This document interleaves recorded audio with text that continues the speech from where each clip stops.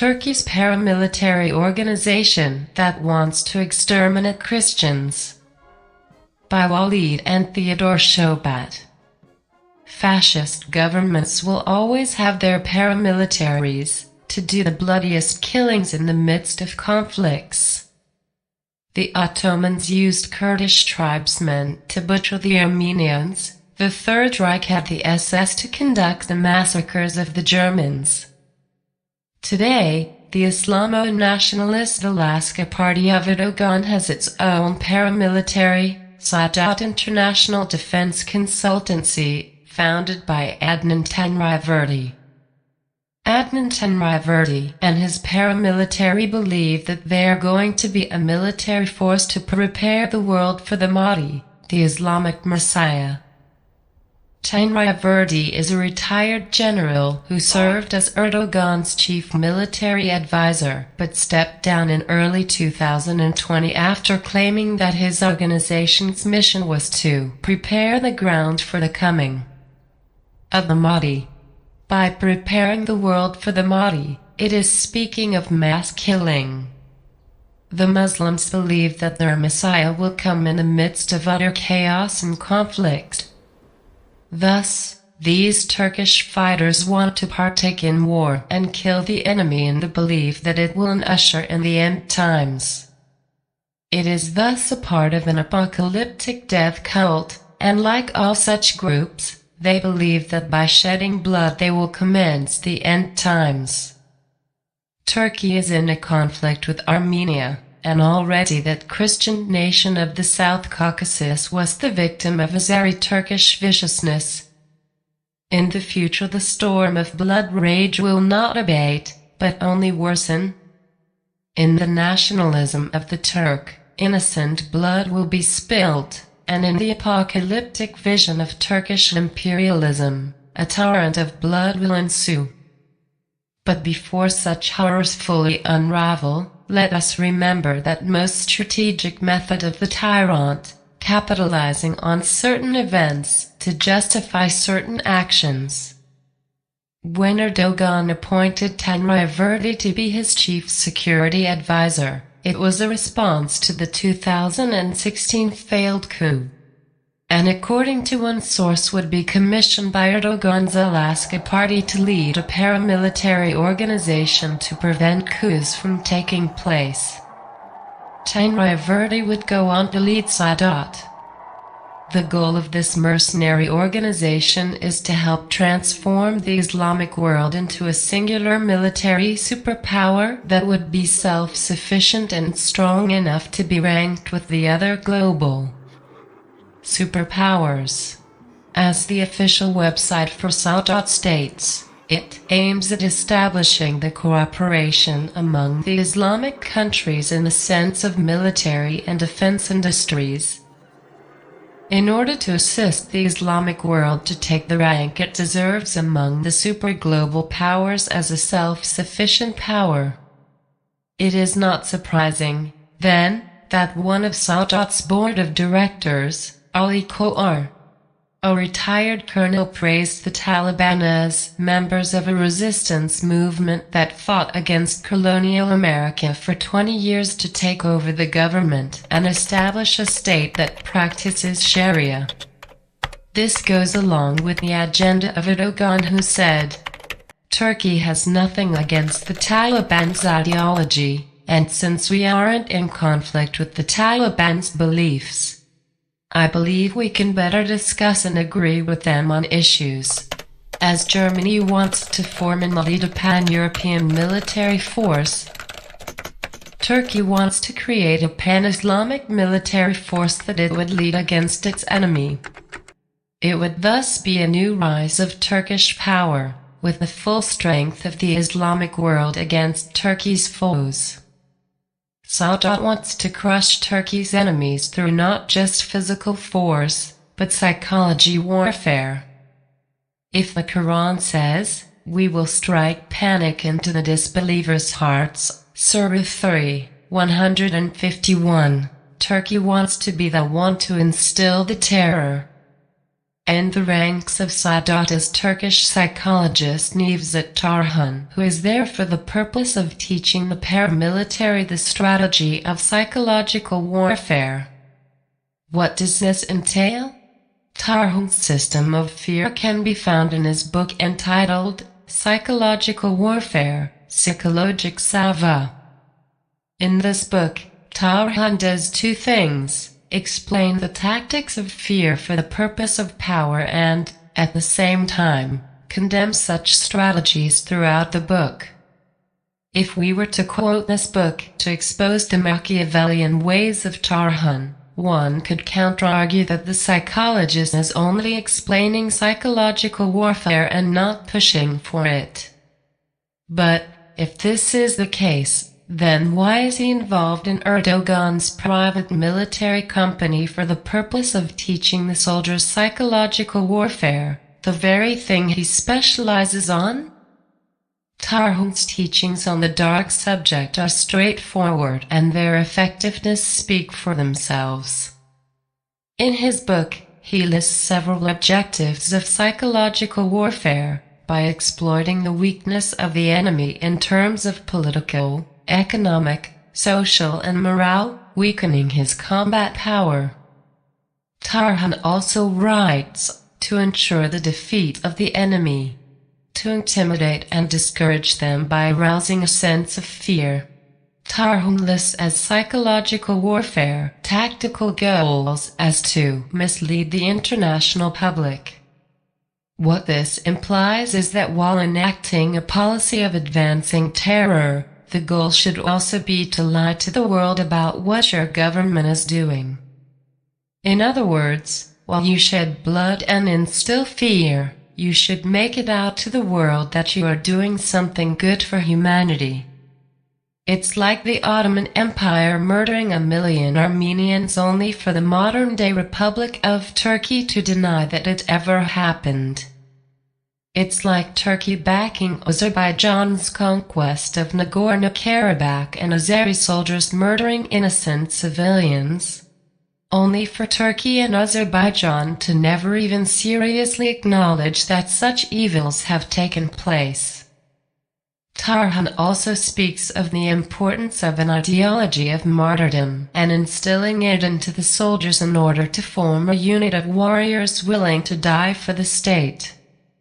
Failure to do this, writes Tarhan, will lead to failure. The fighting man is the greatest. He is a person who puts his capital at risk. My blood is sacrificed in the homeland. If I die, I will be a martyr, he said.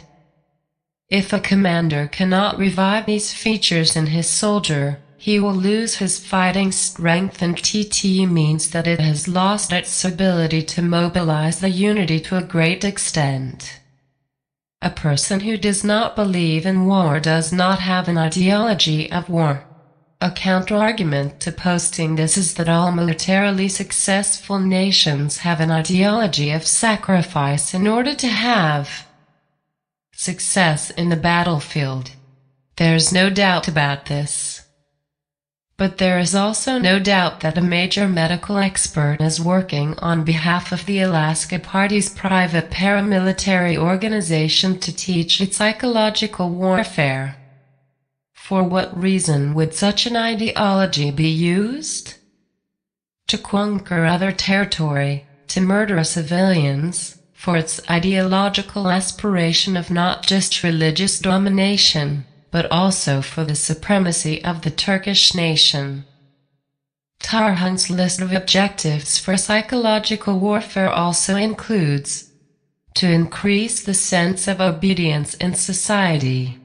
Through this tactic of fear, such a system gets the population to become increasingly submissive to the Islamist and nationalist state of Erdogan. A perfect example of this was the successful campaign in which Erdogan used Turkish population's fear over Kurdish terrorists to convince enough citizens to vote in favor for his referendum in 2017, which expanded the power of the presidency. Adnan Tenraverdi is also the leader of the Turkish Strategic Research Center of the Association of Justice Defenders, ASIM, which, in December of 2020, announced a conference for defining the principles and procedures of a common defense system for the Islamic Union. By this it is referring to the Islamic Union Congress, which was started by Tenraverdi's ASIM organization and has been having a conference each year since 2017 and is planned to have its final conference in 2023. The purpose of the Islamic Union Congress is to create a confederacy of Muslim countries with, of course, Turkey as the leader. On the official website for ASIM it reads that the Parliament of Islamic countries should be established and each Islamic country should create the Ministry of Islamic Union through their Council of Ministers. What ASIM wants to establish is an Islamic EU, with each country being a member of this Islamic Union. Just as the EU wants to form its own pan-European military, the Islamic Union Congress wants to create a transnational Islamic security force consisting of the militaries of all Muslim countries. The next conference for the Islamic Union Conference is planned to be in December of 2021, and the main subject is described as Principles and Procedures of Joint Foreign Policy for the Islamic Union.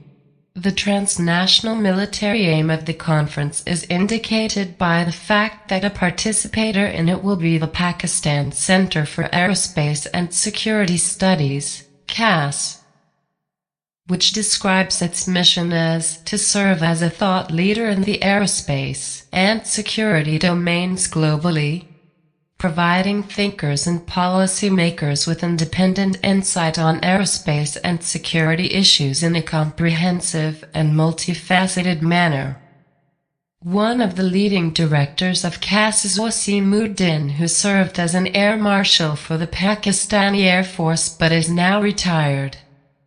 His military education and his activity as an air marshal indicate his ties to Turkey. For example, he graduated from the Turkish Armed Forces Staff College, which means he was trained by the Turks. This is not surprising, given the fact that there are strong military links between Turkey and Pakistan. From 2016 to 2019, Turkey was Pakistan's third-largest arms supplier, and Pakistan was Turkey's third-largest arms export market. And since 2010, 1,500 Pakistani military officers have received training in Turkey, just as Wasimuddin did. In 2013, Wasim was present at a joint training exercise between the Pakistani and Turkish Air Forces. With Wasim was M. Babazlan, the ambassador of Turkey. According to one report, the prime objective of the exercise is to excel in the air combat capability with focus on air power employment in any future conflict. What future conflict did they have in mind? Fast forward to 2021, where we are reading about how Turkey, Azerbaijan and Pakistan are training in Baku to prepare for war against the Armenians. This training exercise, called Three Brothers 2021, was done in the midst of strong tensions between Armenia and Azerbaijan. During the Azeri-Armenian War of 2020, Pakistan sided with Turkey and Azerbaijan against the Armenians of Nagorno-Karabakh. Razan al-Mayumat, a Pakistani newspaper, wrote in October of 2020, after the beginning of the war between Azerbaijan and Armenia, Pakistan and Turkey are siding with the brother Islamic country of Azerbaijan.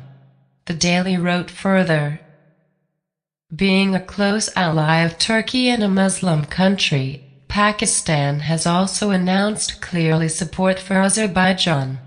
According to Roznama Al-Zaif, a Pakistani publication, the Azeri ambassador to Islamabad, Ali Alizadeh, visited the Joint Staff Headquarters in Rawalpindi on October 9 of 2020, where General Nadeem Raza told him, "The armed forces of Pakistan support completely Azerbaijan's position on the Nagorno-Karabakh conflict."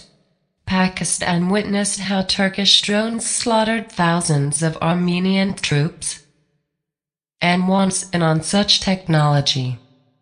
CAS stated this desire in May of 2021.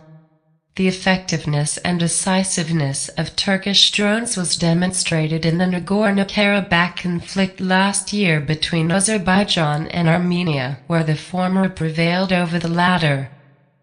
The victory was attributed mainly to the effective use of drones, a majority of which were of Turkish origin. Pakistan, with its timely collaboration, can also benefit from these emerging technologies, which would undoubtedly become major components of future warfare. Asim's ties to Pakistan and its desire to create a pan-Islamic military force makes it not very surprising that they not only support the Taliban, but want Turkey to occupy Afghanistan. Ersin Erger, Vice President of Asim, wrote on June 28, 2021, that peace would come to Afghanistan after NATO forces left the country, with the exception of Turkey.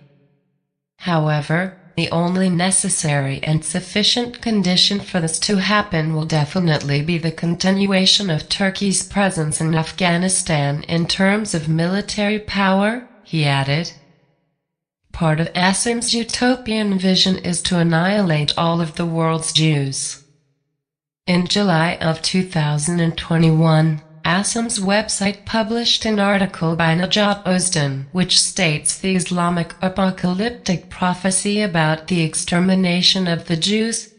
There will surely come a day in the future when trees and stones will speak and say, "O Muslim, come and kill the Jew hiding behind me." Single quote. What this signifies is that this paramilitary organization is bent on genocide, and it will not be just the Jews that they would kill, but the Christians, especially of Armenia.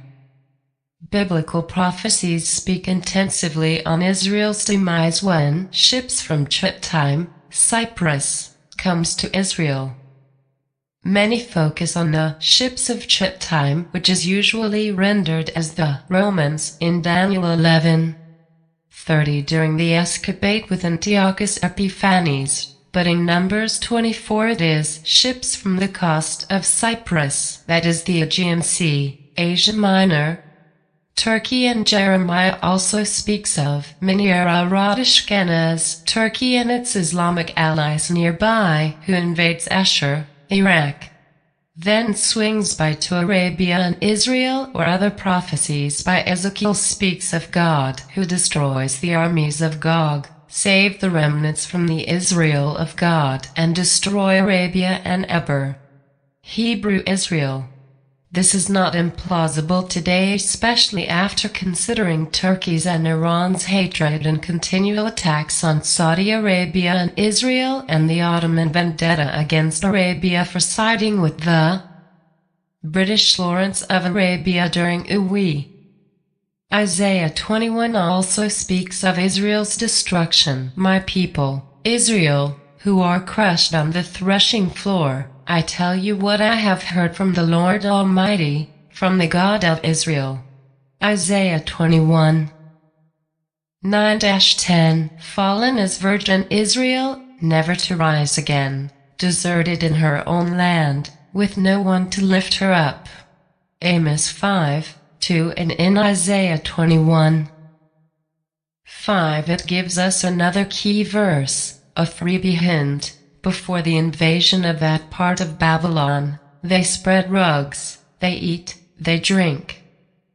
Get up, you officers, oil the shields. Isaiah 21, 5. Who besides the Muslims spread rugs just before the battle. Satan's chosen king will rise from an alliance of Arab nations which include Turkey, Iraq and Iran. The reason why the beast is described as a mixture of animals, of lion, bear and leopard, is firstly because it denotes the three old empires, which unite to form this beast. These were Babylon the lion, Persia the bear and Greece, which included Turkey the leopard. But this mixture also describes the Arabs themselves and their kingdom. Not only did John see the harlot in the desert of Saudi Arabia, but he also saw the beast, which was upholding her.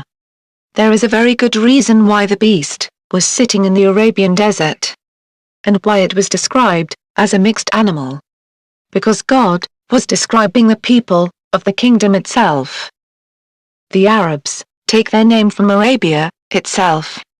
The name Arabia, in Hebrew is Arab, meaning a mixture, or mixed people, or mixed company. The Arabs are known as the mixed people, because they are a mixture of all the races in the Middle East. Amazingly, God was describing the Arab race itself as a mixed beast. Also in the book of Daniel, God describes the kingdom of the Antichrist as a mixture of iron and clay.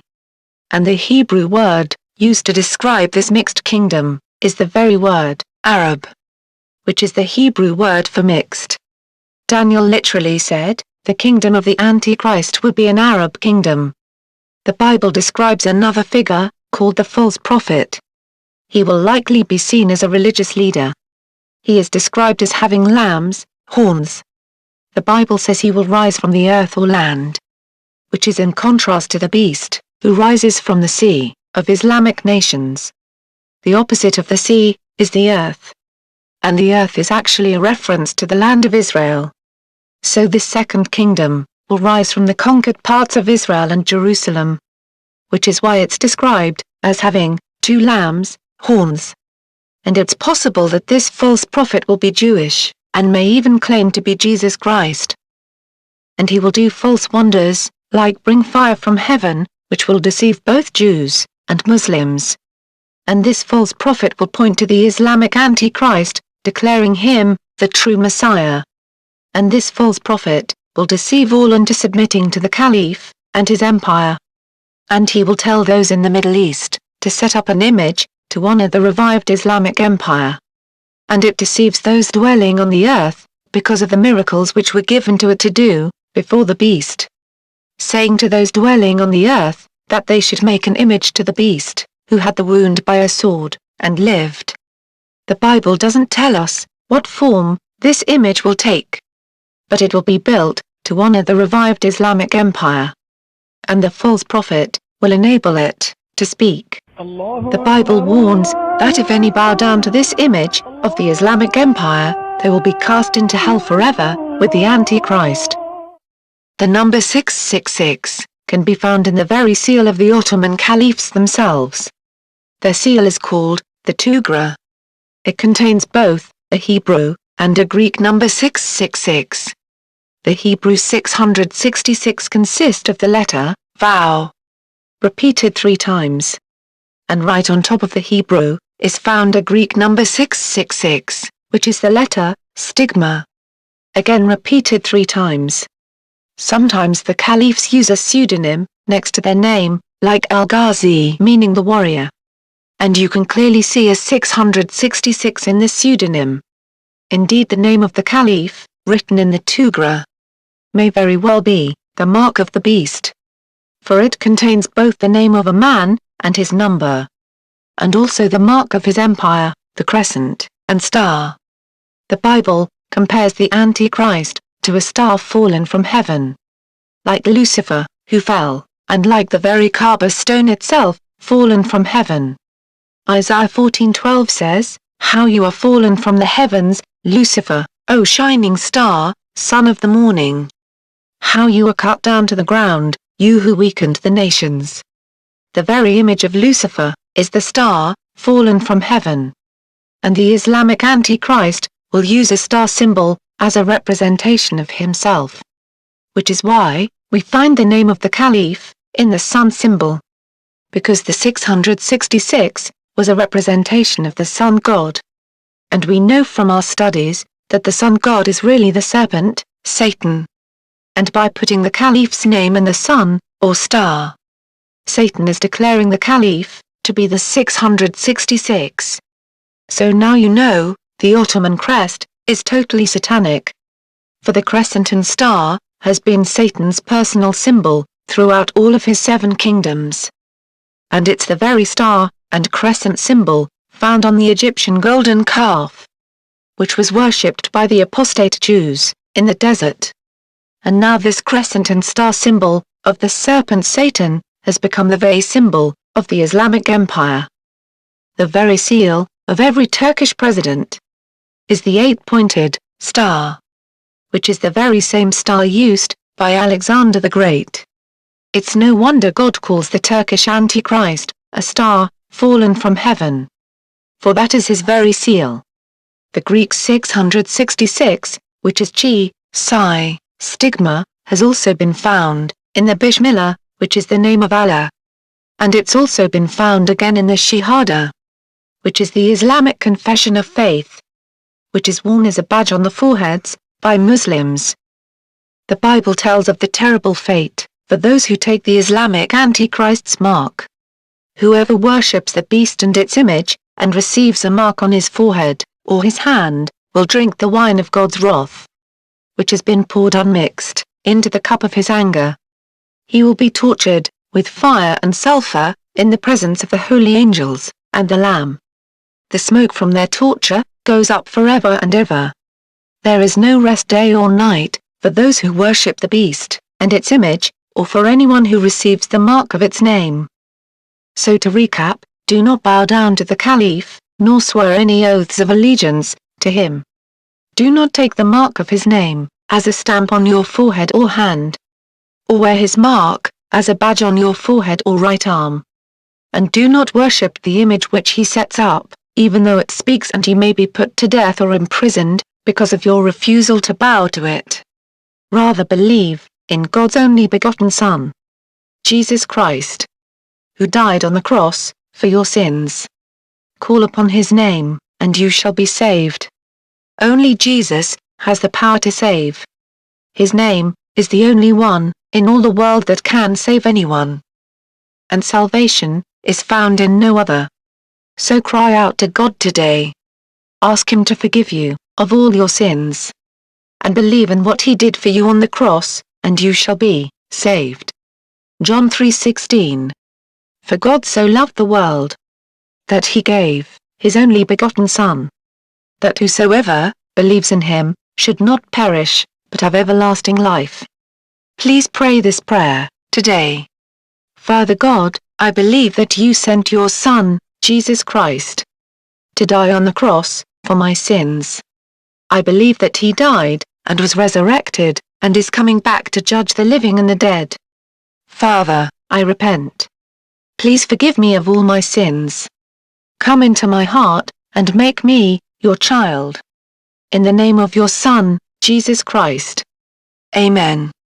If you have said this prayer, and decided to turn from your life of sin, and follow Jesus Christ, then you have become a child of God.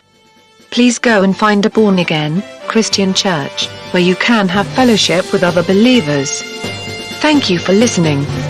Please see our other broadcasts on the end days. This program has no copyright, and may be distributed freely.